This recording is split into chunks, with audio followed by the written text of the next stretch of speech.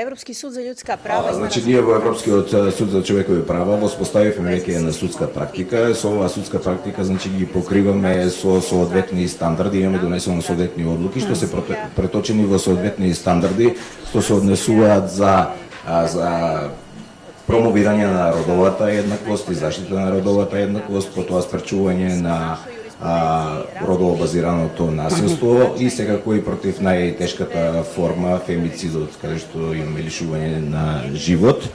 We want to remind everyone of the bigger picture. Ние мора да повториме онаа гласна порака дека родово базираното насилство не е прашање на култура, туку дека станува збор за криминално, кривично дело.